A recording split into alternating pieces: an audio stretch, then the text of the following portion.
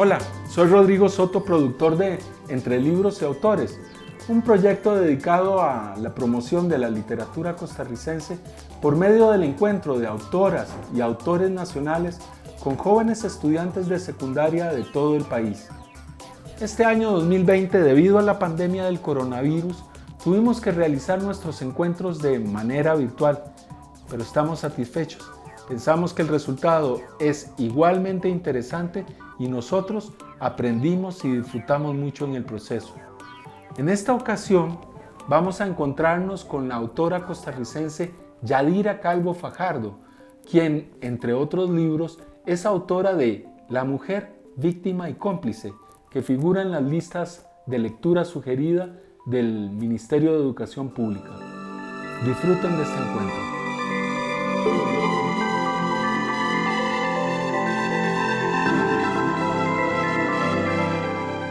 Bueno, yo nací en Tucurrique. Mi papá tenía ahí una finca, o más bien varias que sumaban una. Éramos sí muchos hermanos, éramos 8. Y además de los 8 vivía un tío en mi casa, un tío soltero, hermano de mi papá. De todos los hijos, yo soy la penúltima. Fui a una escuelita, primero, segundo y tercer grado, una escuelita rural muy chiquita. Al ir a cuarto grado había que pasarse de la escuela de Sabanillas de Tucurrique a la de Tucurrique, que era una escuela más grande y esa sí tenía hasta sexto grado. Mi papá era un hombre muy preocupado porque la gente estudiara. Creía que eso era muy importante, tener estudios. Entonces decidieron, supongo que en conjunto con mi mamá, que nos veníamos a San José. Yo venía a tercer grado, me matricularon en la Escuela República de México. Ahí terminé el sexto. Cuando terminé el sexto se abrió el Liceo Napoleón Quesada ese mismo año. Ese mismo año entré al liceo. Mi padre jamás, nunca le oí un prejuicio, un comentario negativo. Nos animaba a estudiar y creía que todos debíamos ser igual graduados y hacer títulos y lo que fuera. En eso no había discriminación. En mi casa propiamente no había prejuicios sexistas, por lo menos obvios o explícitos.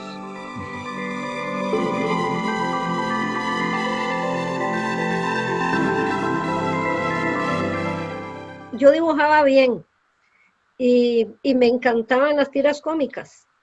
Y entonces yo hacía dibujos y les ponía globitos esos, hacía aventuras, creaba aventuras.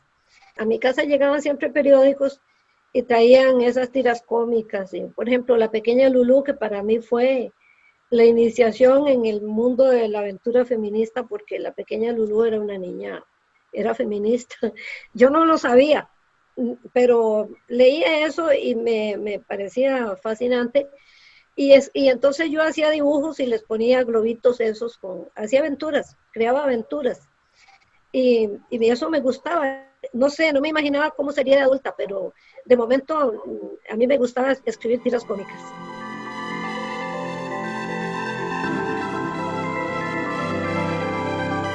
Mis hermanos mayores eran grandes lectores, porque mi papá era gran lector también. Entonces en la casa había libros, había bastantes libros.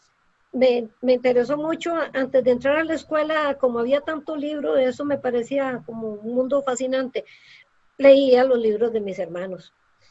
Y con disgusto de mi mamá, porque no eran libros para menores. Tenés que pensar que es un mundo absolutamente rural donde no entraban ni automóviles, lo que había era caballos y carretas. Entonces el libro es muy significativo, pienso yo que pudo haber sido muy significativo por eso.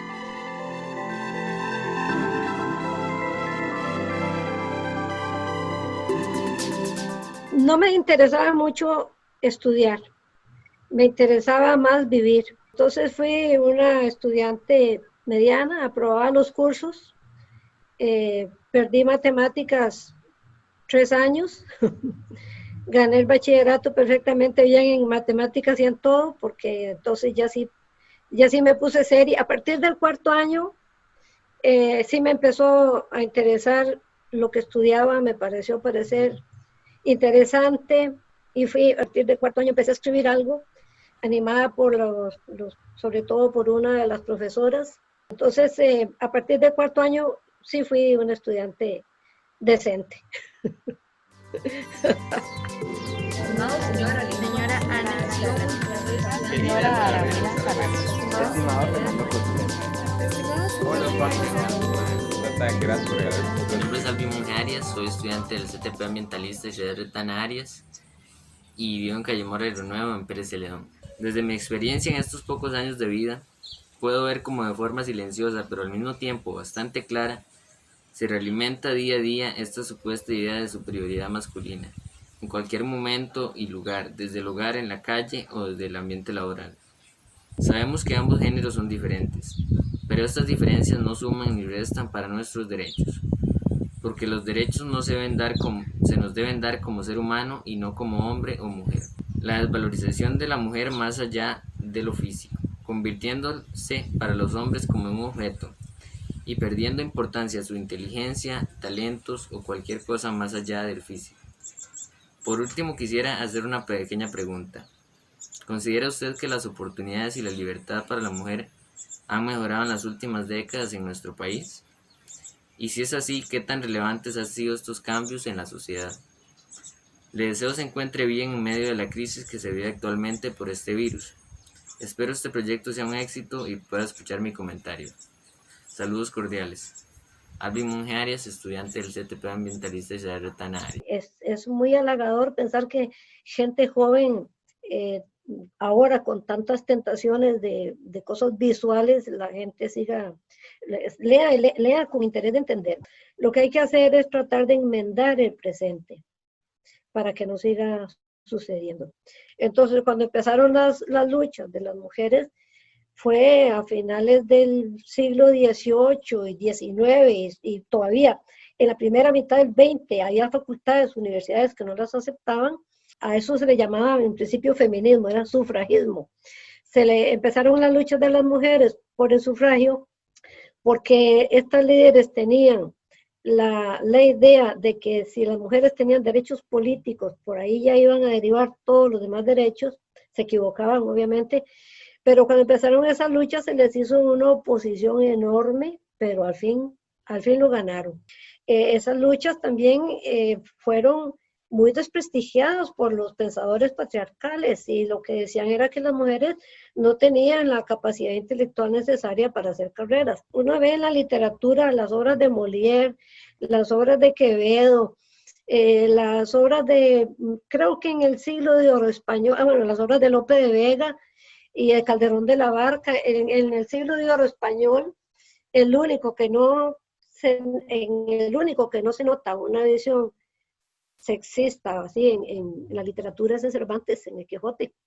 Pero lo demás todo fue así, y del siglo de oro y después del siglo XVIII. En el siglo XVIII surgió, por ejemplo, los pensadores de la Ilustración, que tenían una idea nefasta de las mujeres, de la inteligencia de las mujeres. Kant decía que la inteligencia de los hombres era profunda y las mujeres era bella, bonita. O sea, contra todo eso, si vemos el presente panorama, obviamente ha habido un cambio muy grande. Pero muchos de los cambios que ha tenido el patriarcado han sido de forma. Por eso hay que estar muy alertas para ver cuando una función aparentemente protectora de los derechos de las mujeres en realidad es inductora a la desigualdad. La lucha es permanente, y en la medida en que hombres, muchachos jóvenes, conscientes, estén alertas a eso, como está usted, eso es una gran esperanza para el porvenir. Señora Ana señora Arabela Salas. Estimado Fernando Hola, señora Yodira Calvo, mi nombre es Abigail Cordero Saldaña y estudio en el Colegio Humanístico Campus Coto. Reciba un cordial saludo de mi parte y por el mismo aprovecho para expresarle el motivo de este video, el cual sería su libro titulado La mujer, víctima y cómplice, específicamente el ensayo número 3, Eva y Pandora. Para mí ambas son muy importantes para la historia del mundo, pero tristemente son clasificadas como una desgracia para el mismo. Me veo la necesidad de expresarle un enorme agradecimiento, ya que según mi parecer la escogencia de los personajes fue perfecta y logró evidenciar de una manera muy correcta la desigualdad con la que viven todas las mujeres, tristemente encasilladas y marcadas. ¿Cree usted que la desigualdad con la que vivimos todas las mujeres vaya a ser erradicada en algún momento? Eso sería todo de mi parte, me despido. Muchas gracias de antemano por su tiempo y su respuesta. Muy bien, muchas gracias. Muy interesante sus observaciones. Que se va a arreglar en algún momento. Tenemos fe de que sí, pero no creemos que sea pronto, porque siempre están, por ejemplo, instituciones muy poderosas, siguen manteniendo toda esa idealismo, y las del socialismo también, cuando se estableció las ideas, tenían el patriarcado de fondo. O sea, no, todo lo que se ha entendido como cambios sociales no han cambiado la cosa fundamental, que es la roca en que se basa toda, cómo es la estructura de las instituciones que tenemos en este momento, que es el patriarcado. Y mientras eso no se cambie, pues es difícil cambiar lo otro.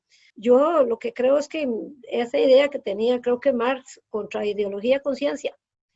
Y si en la medida en que vamos adoptando conciencia y cambiando nuestras vidas particulares, porque meterse a cambiar la sociedad entera es una cosa muy difícil, muy dura, y todos también queremos vivir, entonces cambiar nuestra situación particular, cambiar nuestra visión de mundo, tener algún efecto por nuestras propias actitudes entre la gente más cercana, quienes nos rodean.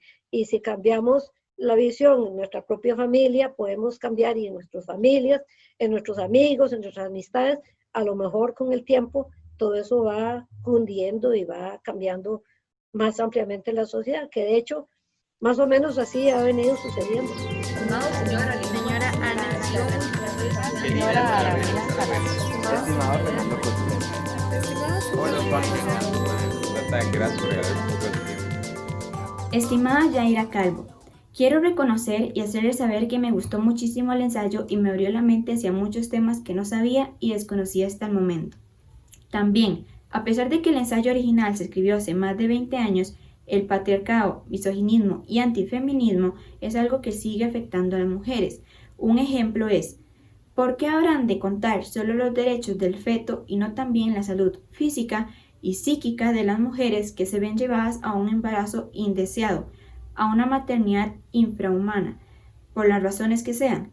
¿No será que sigue prevaleciendo la idea de la mujer como no persona, como simple vehículo para la perpetuación de la especie? Espero de corazón un futuro mejor para las mujeres, un fin a la opresión de la mujer, y que el mensaje que usted deseaba dar se expanda y se siga expandiendo, porque cada uno es, antes que macho o hembra, una persona. Atentamente, Lian Pérez Queiroz, estudiante del Liceo de Santo Domingo de Heredia. Está totalmente razonable lo que usted dice y yo soy partidaria de esa idea. Tradicionalmente, el patriarcado ha visto a las mujeres solo como un útero, un vehículo para la perpetuación de la especie. Incluso hay un pensador que dijo que el día que los hombres pudieran reproducirse por sí mismos, no hacían falta para nada las mujeres. O sea, la mujer como instrumento es parte de la visión patriarcal. Y por supuesto, yo creo que, y hay muchas mujeres que creen conmigo, que la idea de que el derecho del feto es primero que el derecho de una persona adulta, formada, con todos, una cantidad, incluso con otros hijos. Eso es una barbaridad que prevalezca. Y creo que es absolutamente la misma visión de la mujer como una herramienta para la perpetuación de la especie. Eso no lo entiende la gente desde las religiones, por ejemplo, es muy difícil porque para todos los monoteísmos y para toda la visión patriarcal, la mujer es un instrumento al servicio de la especie. Estimado señor Ali, señora Ana, Señora Arabela Carrasco. Estimado Fernando Costello. Hola, gracias por regalarme. Saludos, estimada doctora Yadira Calvo. Me dirijo primeramente agradeciendo la realización del ensayo Mujer, Víctima y Cómplice, ya que es muy importante concientizar a la sociedad de situaciones y roles que nos han sido impuestos desde hace tantos siglos, y una superioridad del varón sobre la mujer que en realidad no tiene por qué existir. Además, me parece sumamente interesante la manera tan contundente y acertada de abordar este tema, y cómo se toma con pruebas claras los puntos expuestos en dicho texto, ya que muchas personas que intentan hablar de estos temas no cuentan con los fundamentos necesarios para sostener que el machismo ha sido implantado de tal manera que no solo los hombres lo practican, sino que para muchas generaciones de mujeres esto se ha normalizado, convirtiéndolas en cómplices de esta manera de tratar a la mujer. Aportando mi punto de vista con respecto al tema en general, me enorgullece saber que en las últimas décadas han ocurrido cambios significativos, pero no hay que ser conformistas, hay que hacer muchos cambios en el esquema actual para romper con estos comportamientos y pensamientos que han etiquetado a la mujer en la actualidad. Tomando en cuenta que soy hombre, no sé cómo se siente sentirse reprimido solo por el sexo con el que nací. Quisiera saber, ¿cuál fue el principal motivo o motivos que le impulsaron a llevar a cabo este ensayo? Se despide agradecido por esta excelente forma de concientizar a nuestra sociedad, Demian César Villalobos, de 10º año del Liceo Santo Domingo de Heredia. Muchas gracias, señor Villalobos. Estoy muy impresionada con la claridad mental de los estudiantes que han participado en esta actividad. O sea, es algo que no existía en otras épocas. Esto es muy bueno saber que hay este gran progreso de que se manifiesten con una capacidad de interpretación, de juicio, como la que manifiestan estos estudiantes que han participado hoy. La razón por la que escribí el libro es porque como mujer he vivido la discriminación en carne propia. El paternalismo, la infravaloración sutil, que no son formas muy obvias de que te digan, usted aquí no cabe, son formas en que te lo hacen entender. Y eso es muy chocante. Por eso yo digo que el patriarcado ha cambiado de formas, pero sigue valiéndose de estrategias para continuar dominando, porque claro, hay instituciones poderosas que son patriarcales y lo tratan de imponer. estimado señor Ali, señora Ana, Señora Arabela Carrasco. Estimado Fernando Costello.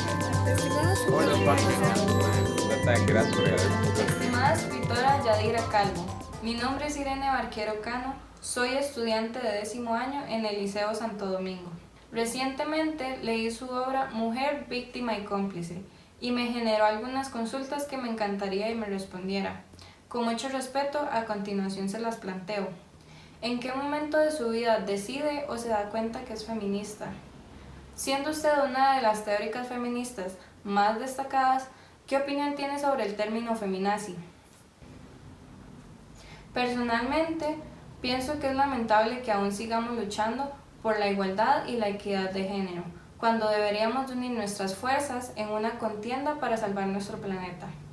Agradezco su tiempo y externo mi total admiración. Sinceramente, Irene Barquero. Gracias, Irene. Están muy bien sus planteamientos. El término feminazi me parece que es como querer darnos una patada en la cara a las mujeres que tenemos conciencia feminista. Y creo que porque uno puede encontrar escritoras del siglo XVI que hacían planteamientos de este tipo en tiempos en que ni siquiera se hablaba de feminismo. estimado señor Ali, señora Ana, Señora Arabela Carrasco. Estimado Fernando Costello. Hola, gracias por regalarme. Estimada Yadira Calvo, es un honor para mí poder participar de este proyecto. Mediante la presente, me gustaría decirle que el ensayo acerca de la mujer y su trayectoria me pareció muy interesante, ya que a pesar de que fue escrito hace bastante tiempo, algunos problemas se nos siguen presentando actualmente. En el ensayo habla de cómo las mujeres obtuvimos el derecho al voto, sin embargo no a ser electas, y a pesar de que han pasado muchos años, en Costa Rica solo en una ocasión una mujer ha ejercido el cargo de presidente, lo cual no debería ser, ya que las mujeres tenemos la misma capacidad que los hombres para ejercer autoridad y tomar decisiones.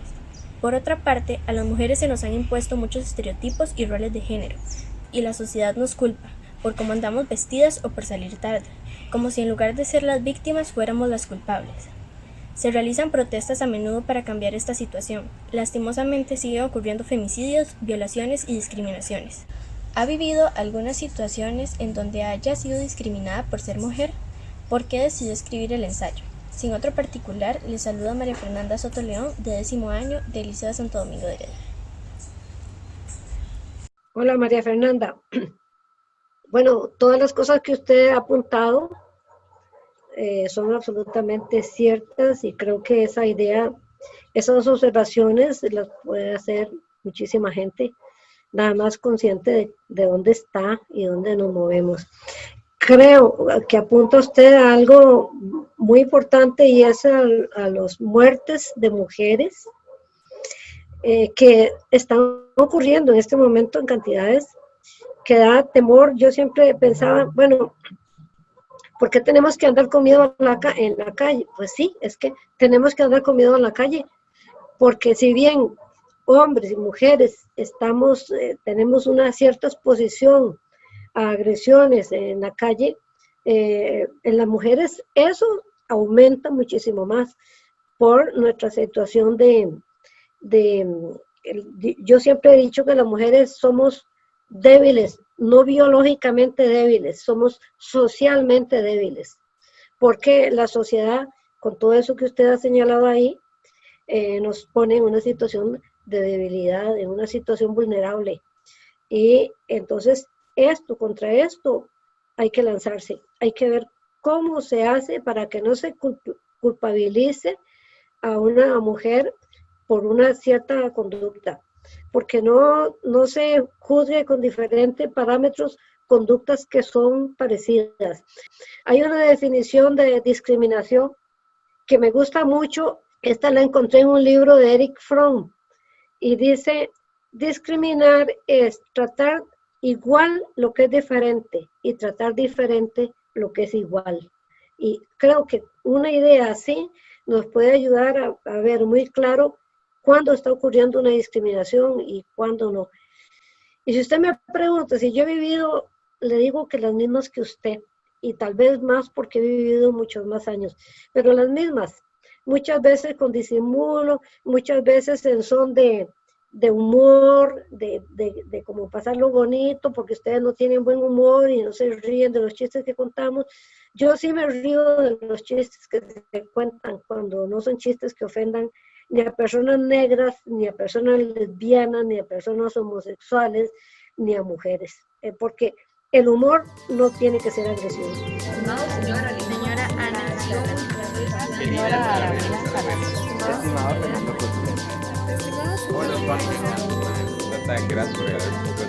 Estimada Yadira Calvo, espero se encuentre bien. El motivo de esta carta es para compartirle mi opinión y algunas preguntas que me surgieron sobre su ensayo La mujer víctima y cómplice.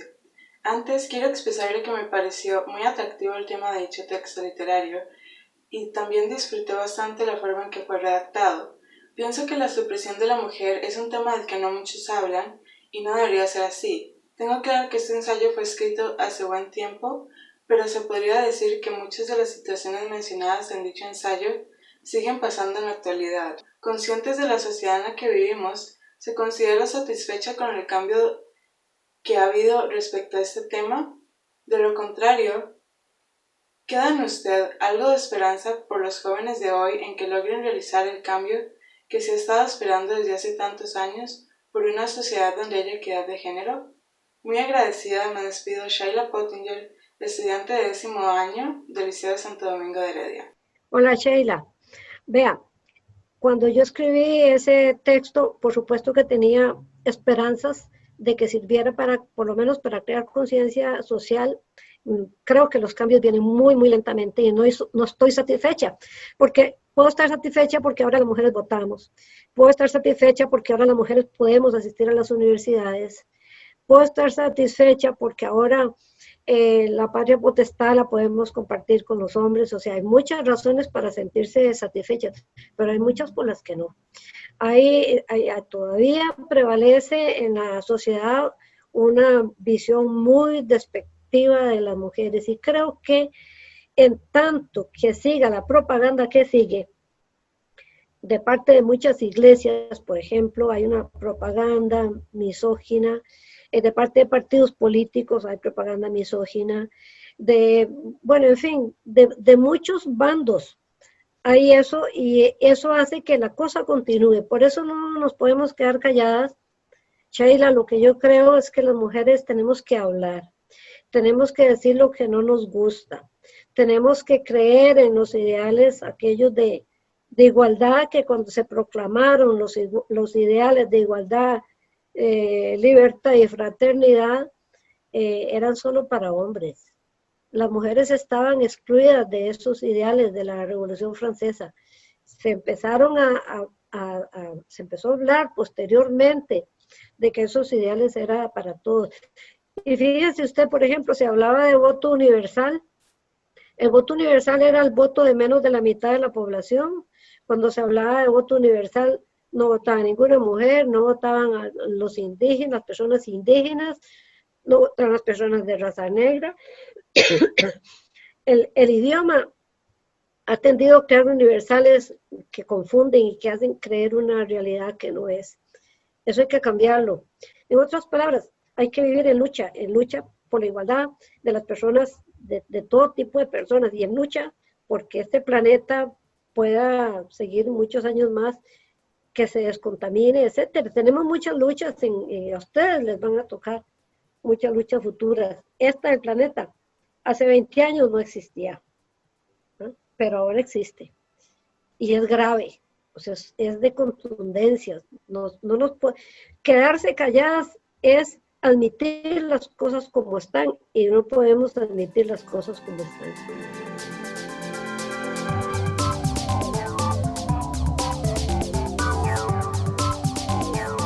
Que fuera más lanzada, que no fuera tan tímida y que tuviera fe en sí misma, porque es muy importante tener confianza en tus propias capacidades. Eso a mí me fallaba. En la juventud yo no tenía mucha confianza en mí. Por eso escribí algunas cosillas y las metía en una gaveta, y francamente tampoco el ambiente ayudaba, porque cuando yo era joven era muy difícil que nadie te animara, algo así te decían. Mi papá decía, no, lo importante es sacar buenas notas. Eso, y claro, él tenía sus razones.